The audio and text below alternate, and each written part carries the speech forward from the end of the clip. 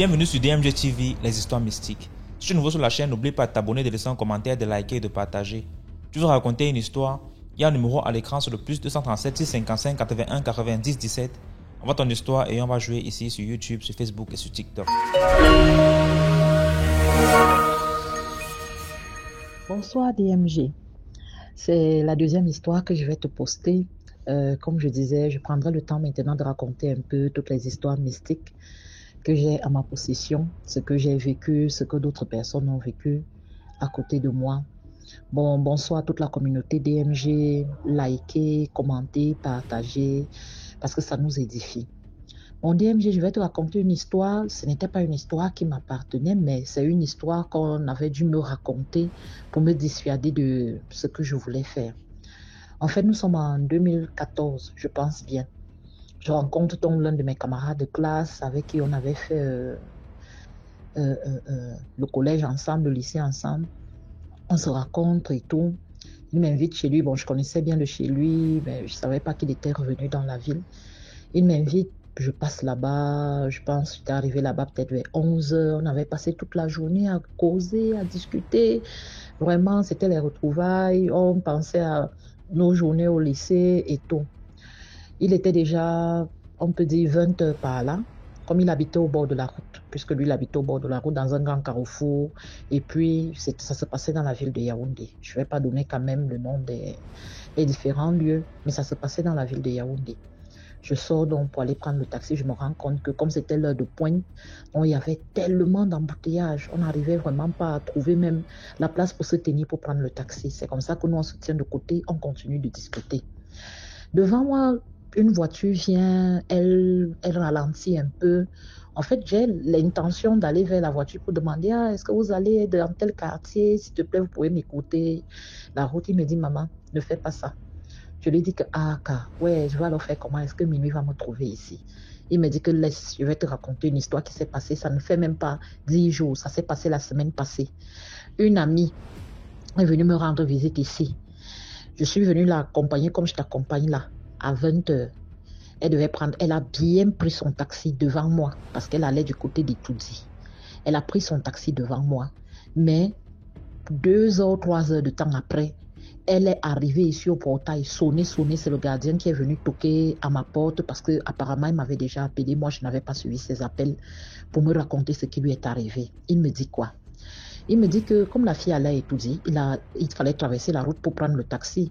Il est parti, il a traversé la route, il a pris le taxi avec... il a stoppé le taxi, la fille a pris le taxi, il a pris la plaque pour mesure de sécurité. Le gars a roulé avec lui. Quand ils arrivent donc vers le mess des officiers là, à Oulézoa, le taximan lui dit que lui va passer par Mélène et tout pour aller je ne sais où. La fille lui dit que moi je pars et tout. Dit comment vous allez aller passer par Mélène et tout ça là? Que non, mieux laissez-moi ici. Le chauffeur dit qu'ok, il n'y a pas de problème, on te laisse ici. Elle n'a même pas payé. Bon, pour éviter, comme l'endroit est souvent un peu obscur, elle est allée vers le Prestige Hotel juste devant parce qu'il se faisait déjà tard, elle était peut-être 20h15 comme ça. Comme il y a la lumière vers Prestige Hotel, elle s'est placée là. À peine elle se place, et voilà une grosse voiture qui arrive, une grosse Prado noire là qui arrive. Le monsieur ralentit et klaxonne. Elle part vers le monsieur, lui demande ma petite, comment tu vas où? Il dit bonsoir, non, moi je suis en train d'aller vers Etoudi là et tout. Il lui dit ok, comment je vais vers Loncac? Je peux t'écouter le chemin ou bien je peux même te laisser là-bas et revenir. La fille dit ok, pas de souci. La fille monte devant. Elle dit c'était un monsieur bien propre, posé, un monsieur peut-être de la quarantaine comme ça. Ils commencent à discuter, causer de tout et de rien. Le monsieur ne lui faisait même pas la cour. Et tout, ils arrivent vers la poste là, il lui dit que ouais, moi je suis à mon hôtel, quelque part par là.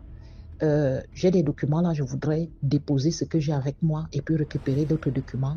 Et là, dès que je récupère, on continue la route. La fille dit qu'ok, il n'y a pas de problème. Surtout que le nom de l'hôtel, elle connaissait vraiment, c'est un hôtel aussi bien connu. Bon, pas très grand, mais bien connu. Ils arrivent donc, ils tournent, ils arrivent devant l'hôtel. Bon, ils ne garent pas devant l'hôtel, pourtant il y a un très grand espace là, surtout dans la nuit, parce qu'en journée, c'est occupé par des marchands et tout.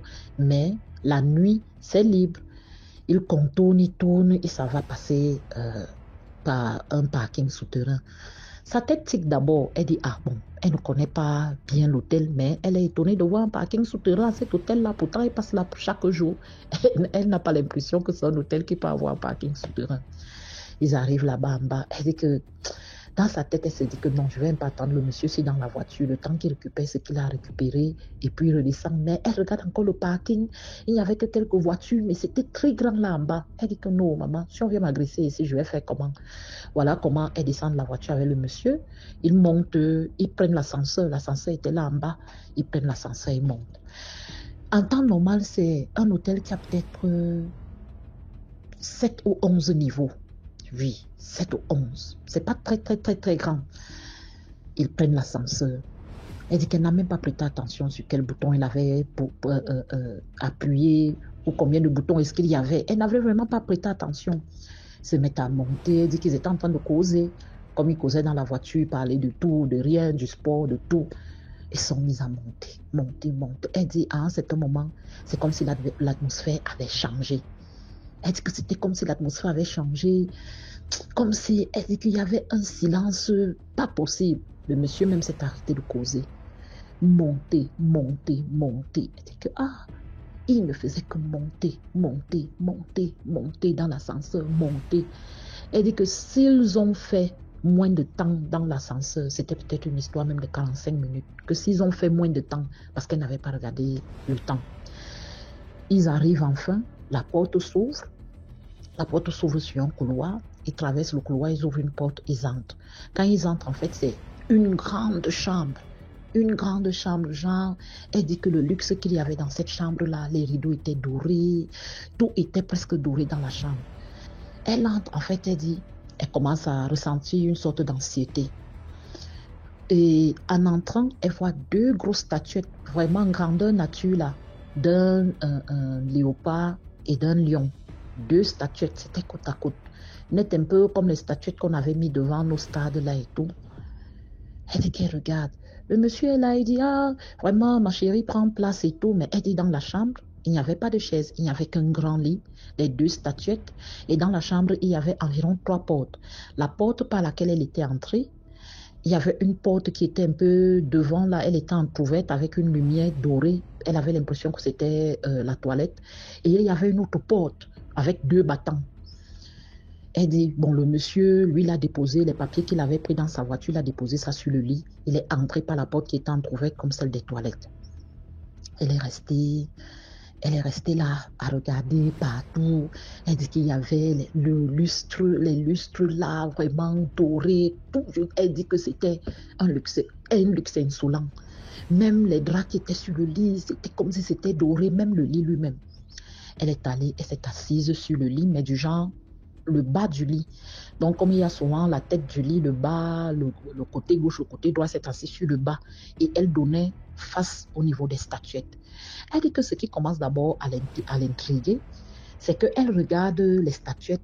Quand elle entrait, les statuettes brillaient. Mais elle avait l'impression que plus elle passait du temps, plus les statuettes se transformaient.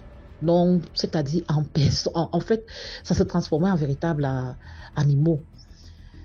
Elle dit non, peut-être c'est dans sa tête, peut-être comme elle a peur. Elle dit que, étant donc assise là, elle commence à prier. Elle dit que pendant qu'elle prie, elle commence à entendre 2 voix, comme si les gens étaient assises à côté d'elle. Donc, une voix de son côté gauche, une voix de son côté droit. Elle dit, il y avait une voix masculine et une voix féminine. La voix masculine lui demande que qu'est-ce que tu es venu faire ici? Hein? Tu es venu faire quoi?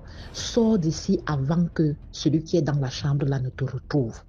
Entre-temps, la voix féminine lui disait que il faut la laisser. Reste là, ma fille. Ne pars pas. Il ne va rien te faire. Elle dit qu'elle se dit que non, peut-être c'est dans son cœur, mais elle dit qu'elle entendait distinctement. Entre-temps, il y a une petite voix dans son cœur qui lui dit que va ouvrir la porte des toilettes. Tu vois un peu ce que le monsieur fait là-bas parce qu'il n'y avait aucun bruit, rien. Elle dit même dehors, il n'y avait rien, aucun bruit. Elle était même tentée de vouloir aller regarder par la fenêtre, qu'il y a même quoi par la fenêtre, mais il y avait une voix qui lui disait que ma soeur, sors d'ici. La voix masculine qui était de son côté gauche, qui ne faisait que parler, que qu'est-ce que tu es venu faire ici? Je te dis de sortir. Sors d'ici. Prends la porte qui est fermée là. Sors.